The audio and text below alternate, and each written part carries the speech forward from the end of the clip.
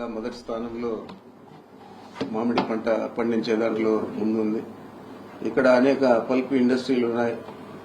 మరి ఇతర దేశాలకు ఇతర రాష్ట్రాలకు ఎగుమతి కూడా చేస్తున్నారు. కానీ ఈరోజు ఏదైతే తోతపురి వెరైటీ ఉందో పల్పుకు వాడే పంట, దాన్ని కనీసం మీరు తీసుకోండి ఎప్పుడైనా ఇవ్వండి డబ్బులు అంటే కూడా ఇచ్చే పరిస్థితి లేకుండా రైతులు చాలా ఇబ్బంది పడుతూ ఉన్నారు.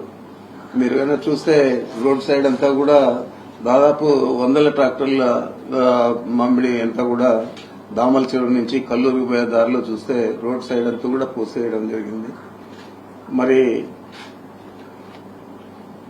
మేము ఈ పంటకు గిట్టుబాటు ధర కావాలా అని అడిగినా గానీ ప్రభుత్వం ఏదో తూతూ మంత్రంగా 4 రూపాయలు ప్రతి కేజీకి ఇస్తామని చెప్పి రైతులకు చెప్పడం జరిగింది. ఇంతవరకు 1 రూపాయి కూడా ఎక్కడ కూడా వేయలేదు. మరి ఇస్తుందా ఇవ్వదా అనేది కూడా ప్రశ్నార్థకం.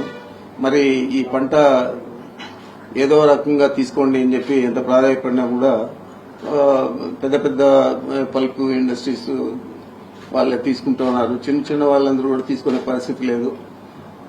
గత సంవత్సరం పండించిన చేసిన పల్ప్ కూడా ఇంకా స్టాక్లు ఉన్నాయి. మరి ఈ సంవత్సరం మళ్ళా ఫ్రెష్ గా ఈ పల్ప్ చేస్తే మార్కెట్ ఉంటుందో ఉండదో, మళ్ళా అప్పులు ఎక్కువైపోతాయని వాళ్ళ ఆలోచన. అదే రకంగా రైతులు ఏదో ఒక గిట్టుబాటు ధర రాని ఊరికే కాయలు చెట్లో నుంచి కింద రాలిపోయే పరిస్థితి ఏర్పడింది. తీసుకుపోయినా తీసుకునే పరిస్థితి లేదు. రోడ్ల సైడ్ కూస్తా ఉన్నాం. గతంలో మనం చూసాం టమాటాలంతా కూడా మొన్నటి దాకా టమాటాలంతా కూడా రోడ్ సైడ్ పోస్తా ఉన్నారు.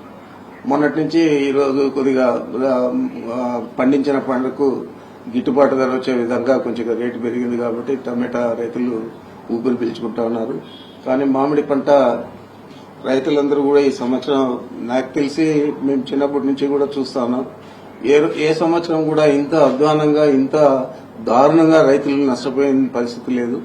అందుకని ఈ సందర్భంగా జగన్మోహన్ రెడ్డి గారు ఈ నెల 9వ తేదీ బంగారుపాలెంలో అక్కడ మార్కెట్ యార్డ్ గాని తర్వాత రైతులంతా కూడా ప్రత్యేకంగా కలవడం గాని చేయడం జరుగుతుంది.